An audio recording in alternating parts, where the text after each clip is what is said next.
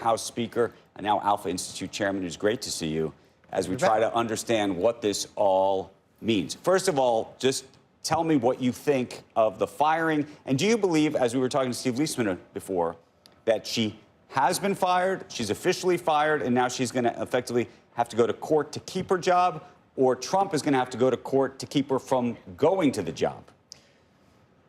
I'm not an attorney, so I don't know the official answer, but I think this is going to be a test case. We're going to find out, is there cause? The president has the right with cause to remove her. Maybe there's another ability. She says she's going to stay, so I think it's going to come down to the courts. But do you imagine that the next time she tries to walk into a Fed building, that she could have a problem? There are going to be security folks instructed by the White House to effectively prevent her from making her way Well, the into law said says building. the president has the right to remove somebody for cause. So he laid out his cause, and I think the way the law reads is she's removed now, and she's going to have to go to court to reverse that if she got a decision in her direction. Okay, so then the next question gets to maybe the larger picture about Jay Powell, who this president has been after for quite some time.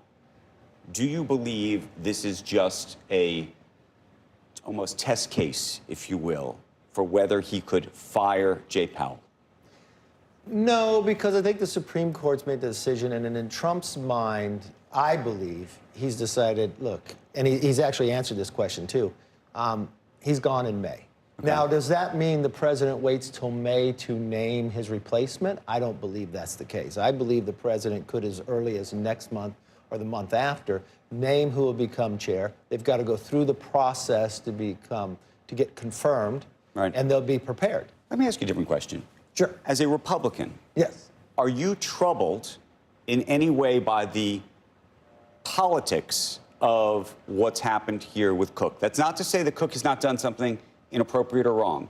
Steve Liesman and I were talking earlier. You can hold two ideas in your mind. You could say that she's done something wrong and this has been politicized. Yeah. Does this look to you like it's a weaponization of the president's role? And I ask because there was lots of times where you came on before and thought that Biden or other politicians, Democrats, were weaponizing the system against folks like Trump or some of your own colleagues. Well, I think it was weaponized against Trump, and I think the court's decisions just recently show that's the case. But I mean, I think your true question is, are we politicizing the Fed? But there's a big argument. Did Powell make decisions for political purposes at a certain time before an election on moving it? I think most people believe that to be true. Is this just escalating it to the next level? I don't know. The country's going to sit back and see which way it goes. I don't like the Fed being politicized. I mean, I listened to the talk earlier, which I thought was pretty interesting, that you now say who appointed who within the Fed. Because I really believe when people get on the Fed, regardless of who they're appointed by, they kind of come together and they're looking just at a financial basis. And that's how I want the Fed to play out. So does it purely in a financial So would it bother you if, for example, you looked at that screen that had the red and the blue under each person, and if either a majority or all of them somehow had red under their name, would that be a problem? And if I told you all of them had blue under their name, would that be a problem for you? I mean, people, I know there's good people on both sides of the aisle, and I think we damage people by saying, because you appointed me, I think I'm just going to follow you. I don't think that's the case. And the argument is you're trying to make, is the president creating this, or do we create this? Why did we start putting states red and blue? So we build this up through our own media that we assume California is a far left state, but there's a lot of Republicans in there. We assume these other states, and I think isn't the that's concept a mistake that there's that America does. I think the hope is that those people on that screen that are Fed governors today are not loyalists to any political aisle. I don't think they're loyalists to any side. I think they look from a perspective, and then they can have difference of opinion. Right, but isn't what the president is saying that he wants to put in people who agree with him And some people look at that and say they're loyalists. That's every the president says that, members of Congress and Senate, and when they go to confirm them, they ask them, do you agree with me? When you do the Supreme Court, do you agree with me? And now we're getting to the point where people will say, I can't agree with anything, otherwise I can't get confirmed. But I think it's fair to say that for many decades, cabinet appointments that go through those hearings in the Senate, Supreme Court appointments that go through those hearings in the Senate, they are people with a political persuasion. Historically, Fed appointments haven't been. They've been people with an economic expertise. And maybe there's too much groupthink in there, and we could go through that argument.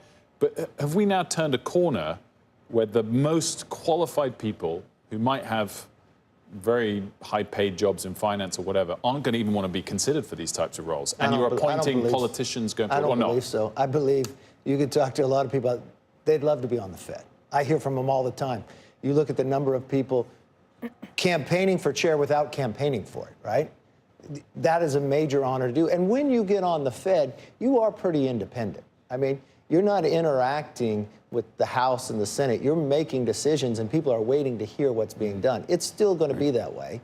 And look, the law says you can remove somebody for cause. I have not heard her come back and argue I didn't do something wrong. And that's what we talked with Steve about, which is, and I think if the answer was pretty simple, I think you would have heard the answer already. And had she done that, I think this would be a different situation. Right. Hey, I didn't do something wrong. I didn't realize that I was docu-signing something and someone pre-checked that box. Okay, let's pivot for a second to the other big topic of the day, of the week, of the month. What's that? The stake in Intel. And maybe even more importantly, some of the comments that Kevin Hassett made on this broadcast yesterday, and then the president followed up later. I missed it. I was at West Point yesterday. So what did he say yesterday? He said that the government is planning to take additional stakes. If given the opportunity to take stakes in other U.S. enterprises, that the U.S. government will and would like to do so. We're going to talk to Howard Lutnick about this, in addition to, you know, the sovereign wealth fund that the U.S. that he would like to set up. Yeah.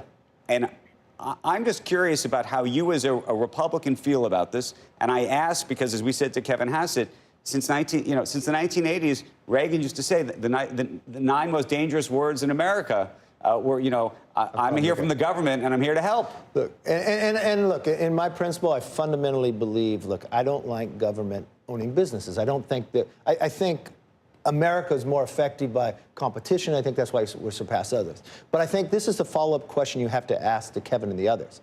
Intel is different than other companies. We are in a battle about AI and quantum, and chips are fundamental. And you've got China looking, and Xi saying he's going to invade by 27. So this is where I put an asterisk to my philosophical belief.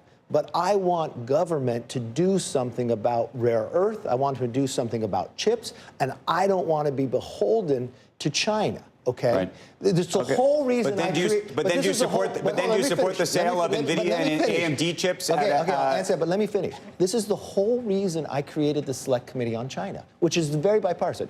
Because if you read Graham Allison's Destined for War, okay, 16 times in the history of the world, the number 2 power has surpassed the number 1. Only 4 times they didn't go to war.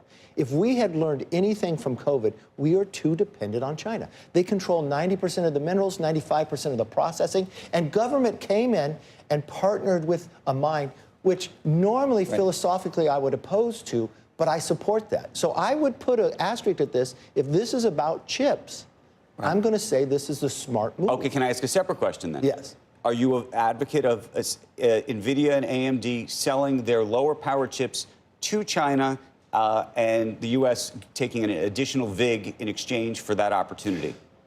To me, it's not the question, do we get money for doing it? I don't play into that. The question, well, do you wish that we didn't put that in the mix? Because that does politicize it. The macro approach here is, how are we looking to compete with China? Are we looking to have 2 separate worlds with China, where then we're getting into a Cold War. Okay. Then we're saying China's taking one part and they're making a chip in this part of the world, and Huawei is dominating in this area, and we're going to try to dominate there. I think long term it's better that if we're worried about us being dependent upon them, I'd rather have them dependent upon us. Okay, play this out with me. Okay. How about TikTok?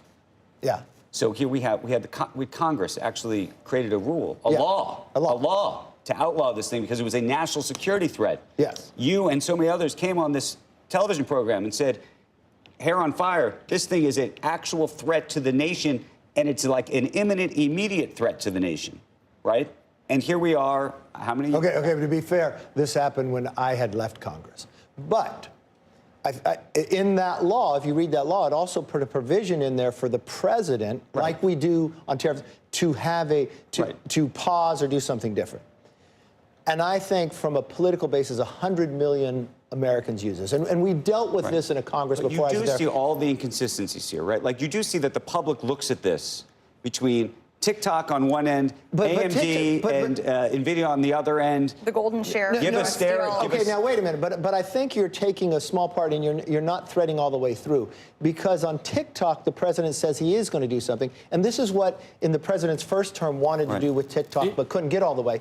Americans are concerned, everybody is, about our privacy, but more importantly about that data. Right. So what I understand the president to do, what he tried to be before, don't let that go to China. So put that into an American thing. But he's also negotiating with China right now. That's why I think the TikTok is still sitting out there. And it's a chess piece in the larger tariff piece. But I think if that data then goes to, let's say, Oracle or something and sits inside Texas, fine, that solves the problem that people, and that's being consistent. But there's another problem which triggers all of this, isn't there? Which is the pure policy of containment on China in the broad tech space hasn't worked. So now you have to try and partner with them a little bit. Well, that's the NVIDIA question. Yeah, exactly. But that's the macro. What are we as a country going to decide how are we competing with China and we're just going to win the argument because we're going to outcompete them? But there are essential parts that are core to the future. And that's why you have to look differently and not think, oh, he's flip-flopping around. He's looking at critical minerals, and he talked about the magnets. If you go down to the Alliance in Texas, you will see that company, actually American company, they mine in California, but now they're building that magnets. And then you watched the American government had to guarantee them so much so they can survive. But I want to go back to the sort of initial question. And I know they're playing the music. We're going to have to play it a little bit longer here. Yeah. The issue of buying other companies, something you don't like. You don't like the U.S. government buying these things. Kevin Hassett said it directly. The president said it directly. He plans to try to buy stakes in other businesses.